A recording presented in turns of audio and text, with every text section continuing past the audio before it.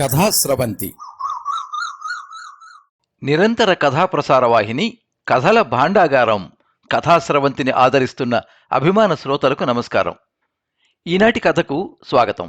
మీరు వినబోయే కథ శ్రీ ఎన్కే బాబు సంపాదకత్వంలో వెలువడిన 45 మంది కథకుల కథలు కథాలోగిలి నుంచి విద్యుక్త ధర్మం. రచన శ్రీ నల్లా యోగీశ్వరరావు. 9866406663. వినిపిస్తున్నది పప్పు భోగారావు. శ్రీ నల్లా యోగీశ్వరరావు 1959లో జన్మించారు. వృత్తి ఎలక్ట్రికల్ మోటార్ రివైండింగ్, ప్రవృత్తి రచనని చేయాలనే అభిలాష. 1980లో వీరు మొదటి కథ అచ్చయింది. అడపాదడప వ్రాస్తూ ఉంటారు. కథలు, కవితలు, నాటికలు, బాల సాహిత్యం కథలు వివిధ పత్రికలలో అచ్చయ్యాయి.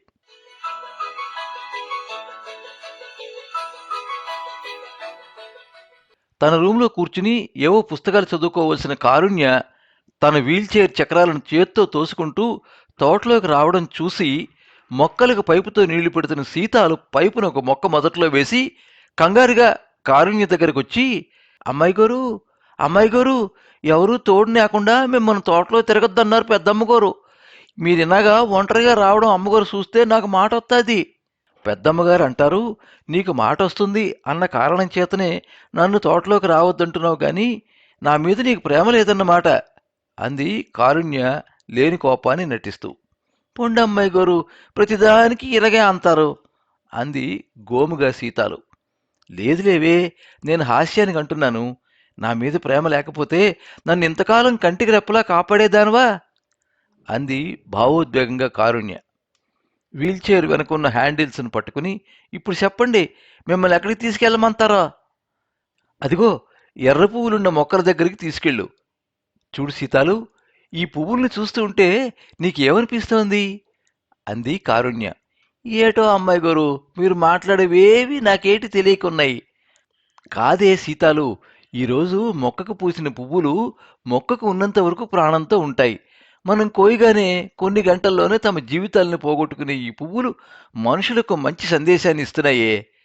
ప్రాణం ఉన్నంత వరకు లోకానికి మంచి సుగంధాన్ని విరజిమ్మాలని, అలాగే మనుషులుగా జన్మించినందుకు ఇతరులకు సహాయం చేయాలని మనకి చెప్పకనే చెప్తున్నాయే అంది ఎంతో భావగర్భితంగా. రోజు మొక్కల్ని, పువ్వుల్ని సుతారంగా తన చేతులతో తాకుతూ ఎంతో మానసిక ఆనందం పొందుతుంటుంది కారుణ్య. కారుణ్య తండ్రి కూర్మనాథం ఐటీ కంపెనీలో పెద్ద ఉద్యోగం. తల్లి నందిని కూడా ఇన్కమ్ ట్యాక్స్ ఆఫీసులో సూపరింటెండెంట్ ఉద్యోగం చేస్తోంది. వారికి ఆర్థికంగా ఏ లోటు లేనప్పటికీ అంగవైకల్యంతో పుట్టిన కారుణ్యను చూస్తే వారికి గుండె తరుక్కుపోయేది. నగరంలోనే ప్రఖ్యాత వైద్యులతో చికిత్స ఇప్పించి మంచానికే పరిమితం అనుకున్న కారుణ్యను వీల్చైర్లో తిరగ్గల స్థాయికి తీసుకొచ్చారు.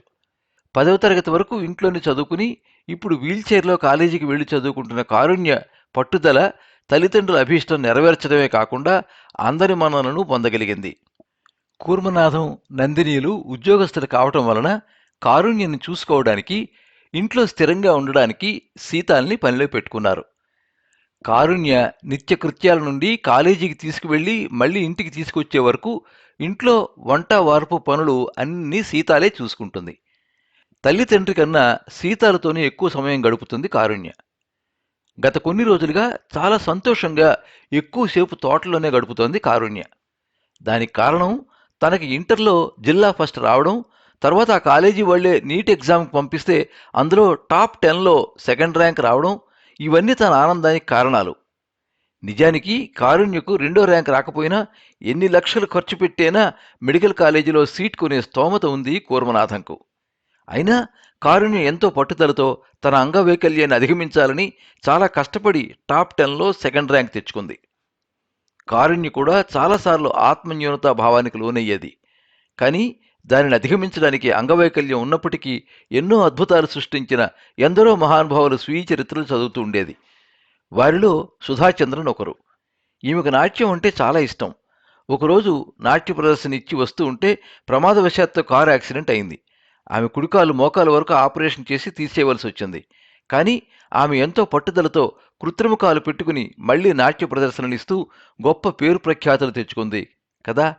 మరి నేనెందుకు అలా తెచ్చుకోకూడదు అన్న ఆత్మస్థైర్యం నింపుకుంది. కారుణ్య సాధించిన విజయానికి ప్రబోధిని కాలేజీ వాళ్ళు కాలేజీ రెప్యుటేషన్ కొరకు పిల్లల్లో తల్లిదండ్రుల్లో ఆత్మస్థైర్యం పెంచడం కోసం కాలేజీలో కారుణ్యకి సన్మాన సభ ఏర్పాటు చేశారు.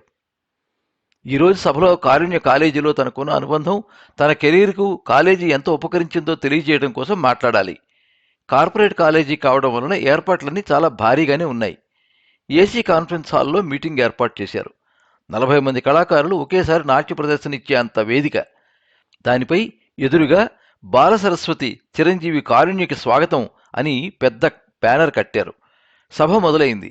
ప్రిన్సిపాల్, అతిథులు, ముఖ్య అతిథులు ప్రసంగించారు. ఇప్పుడు బాలసరస్వతి ఇంటర్మీడియట్లో డిస్ట్రిక్ట్ ఫస్ట్, నీట్లో సెకండ్ ర్యాంక్ వచ్చిన చిరంజీవి కారుణ్య వేదికపైకి రావాల్సిందిగా కోరుతున్నాం అని ఇంగ్లీష్లో ప్రిన్సిపాల్ మాట్లాడారు. ముందు వరుసలో కూర్చున్న కారుణ్య అమ్మ నాన్న వెనకాల వరుసలో కూర్చున్న సీతాలు కారు డ్రైవర్ రాము వైపు చూసి పాపను తీసుకెళ్ళి అన్నారు. స్టేజ్ పక్క ఉన్న చెపటా మీద నుండి వీల్చైర్లో తీసుకెళ్లి వేదిక మీద పెద్దవాళ్లు కూర్చున్న వరుసలో ఉంచి వేదిక పక్కగా నిల్చున్నారు. ఆ ఏరియా ఎమ్మెల్యేని ముఖ్య అతిథిగా ఆహ్వానించి కారుణ్యకి సన్మానం చేశారు. కారుణ్య గురించి అందరూ చాలా చక్కగా మాట్లాడారు. హాల్ అంతా విద్యార్థులతోనూ తల్లిదండ్రులతోనూ నిండిపోయింది. సన్మాన గ్రహీత చిరంజీవి కారుణ్య కాలేజీ తన కెరీర్కి ఎంత ఉపయోగపడిందో తన అనుభవాన్ని తెలియజేయవలసిందిగా కోరుతున్నాం అని మైక్ని వీల్చైర్లో ఉన్న కారుణ్యకి ఇచ్చారు. ముందుగా మీకు ఒక వ్యక్తిని పరిచయం చేయడం నా ధర్మం. నా తల్లిదండ్రులు నాకు అన్ని విధాల అండగా ఉన్నా నాకు చిన్నప్పటి నుండి అహర్నిశలు సేవ చేస్తూ తన వివాహ బంధాన్ని కూడా త్యాగం చేసి నన్ను ఈరోజు మీ ముందు ఇలా నిలబెట్టిన మహామనిషి మా సీతాలకు నేను జీవితాంతం ఎంతో రుణపడి ఉంటాను అంటూ ఉంటే సీతాలు అక్కడి నుండే వంగి 2 చేతులతో దండం పెడుతూ ముందుకొచ్చింది. సభలో అందరూ కరతాళ ధ్వనులు చేశారు. తర్వాత లెక్చరర్సు, కాలేజీ యాజమాన్యానికి నా హృదయపూర్వక కృతజ్ఞతలు తెలియచేసుకుంటున్నాను. నా తోటి విద్యార్థులకు నా అనుభవాలు చెబుతున్నాను. ముందుగా ఒక గమ్యాన్ని నిర్దేశించుకోండి. ఆ గమ్యంలో ఎదురయ్యే అవాంతరాలకు భయపడకండి. అపజయాల నుండి కొత్త పాఠాలు నేర్చుకోండి. గట్టి సంకల్ప బలంతో దేనినైనా సాధించవచ్చనడానికి నేను సాధించిన విజయమే తార్కాణం. ఇంతటి నా విజయ రహస్యం ఏమంటే, 1. క్లాస్ ఇంట్రెస్ట్గా వినడం, ఏదైనా డౌట్ వస్తే వెంటనే లెక్చరర్లను అడిగి తెలుసుకోవడం. 2. అవసరం ఉన్నంత వరకు సెల్ ఫోన్ను ఉపయోగించుకున్నాను. మనల్ని మభ్యపెట్టి ఎన్నో అనవసరమైన అంశాల నుంచి మనసును అదుపులో పెట్టుకున్నాను. 3. ఏ రోజు పాఠం ఆ రోజే మళ్ళీ ఇంటి దగ్గర రివిజన్ చేసుకున్నాను. 4. ఎప్పుడూ చదువుకు సంబంధించిన విషయాలే తప్ప వేరే విషయాలను బుర్రలో పెట్టుకోకపోవడం. 5. రోజు కాలేజీకి రావాలి. తోటి విద్యార్థులతో పాఠాల కోసం డిస్కస్ చేసుకోవాలి. ఇంతే నేను అవలంబించినవి. నేనేమీ ఇంకా స్పెషల్గా కష్టపడిందేమీ లేదు. నాలా చేస్తే ఎవరైనా ఈ విజయాన్ని సాధించగలరు అంటూ కొద్దిసేపు ఆగి, నేను విషయాన్ని అందరికీ చెప్పబోతున్నాను అనేసరికి ప్రిన్సిపాల్ కారుణ్య వైపు ప్రశ్నార్థకంగా చూశాడు. నేను ఈ విషయాన్ని ఈ వేదిక మీద చెప్పొచ్చో చెప్పకూడదో నాకు తెలియదు, కానీ చెప్పి తీరాలని నిర్ణయించుకున్నాను. ప్రిన్సిపాల్ మరింత ఆందోళనగా చూశారు. స్టేజ్ మీద అందరూ కారుణ్య వైపే చూస్తున్నారు. ఇప్పటి వరకు నిబ్బరంగా మాట్లాడిన కారుణ్య మైక్ పట్టుకుని ఆపుకోలేని వెక్కిళ్లతో వెక్కి వెక్కి ఏడుస్తూ కళ్ళ నుండి వస్తున్న కన్నీటిని చేతిలో ఉన్న రుమాలతో తుడుచుకుంటోంది. స్టేజ్ కింద కూర్చున్న తల్లిదండ్రులు, మిగతా విద్యార్థినులు ఆందోళనగా లేచి నిలబడ్డారు. ప్రిన్సిపాల్ కారుణ్య వెనుక వైపు వెళ్లి ఓదార్పుగా భుజంపై చేయి వేశారు. అక్కడే ఉన్న సీతాలు మంచినీళ్ల బాటిల్ అందించింది. నీళ్లు తాగి మళ్లీ మైక్ తీసుకుని మాట్లాడడానికి సిద్ధమైంది. ప్రిన్సిపాల్ వెళ్లి తన సీట్లో కూర్చున్నారు. వేదిక ముందు వాళ్ళందరూ ఎవరి స్థలాల్లో వాళ్ళు కూర్చున్నారు. నా కళ్ళ నుండి వస్తున్న కన్నీరు ఆనంద బాష్పాలు కావు, నా ఆవేదన. నేను సాధించిన ఈ విజయానికి నన్ను సన్మానించి నేను అవలంబించిన విధి విధానాలు తెలుసుకోవడానికి ఇంతమంది వచ్చారు. కానీ నేను పరాధీనురాల్ని. నేను నాకు గాని, నా తల్లిదండ్రులకు గాని, నా దేశానికి గాని నేను పనికిరాని దానిని. నేను ఇంకా చాలా చాలా చెయ్యాలని అనుకున్నాను. కానీ అది సాధించలేకపోవడానికి నా పుట్టుకే కారణం. నేను చదివిన కొన్ని పుస్తకాల వలన నా పుట్టుక కారణం కొంత తెలుసుకున్నాను. మరికొన్ని విషయాలు యూట్యూబ్ ద్వారా తెలుసుకున్నాను. ఇంత చిన్న వయసులో పుట్టుకల కోసం మాట్లాడుతోంది ఏమిటి అని మీరు ఆశ్చర్యపోవచ్చు.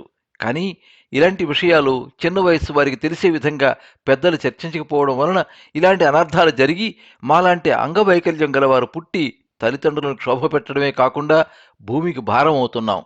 మేము ఇలా అంగవైకల్యం గల వారిగా పుట్టడానికి కారణాలలో మేనరిక వివాహాలు చేసుకోవడమే ఒక కారణం అని సర్వేలలో తెలియవచ్చింది. ఆడపిల్లల తల్లిదండ్రులు గుండెల మీద కుంపటి దించుకోవాలనో, లేక ఆస్తులు బయట వారికి చెందిపోతాయనో, లేక ముందుగానే ఒకరికొకరు తెలిసి ఉండడం వలన జీవితం అంతా కలిసి ఉంటారనో, లేక అవగాహన లేకపోవడం వలననో మేనరిక వివాహాలు చేస్తున్నారు.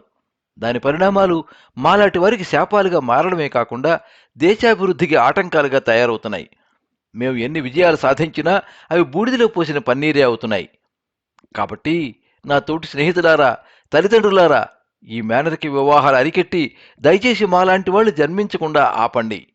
అదే నా ప్రార్థన. ఇది ప్రతి ఒక్కరి విద్యుక్త ధర్మంగా నేను భావిస్తున్నాను. సభకి నమస్కారం అంటూ సభికులందరికీ నమస్కరిస్తూ మైకును తన ముందున్న టేబుల్ మీద పెట్టేసింది. వేదిక మీద ఆహ్వానితులు, వేదిక ముందు సభికులు నివ్వెరపోవడమే కాకుండా కారుణ్యం చెప్పిన మాటలు అందరిలో చర్చనీయాంశంగా మారాయి.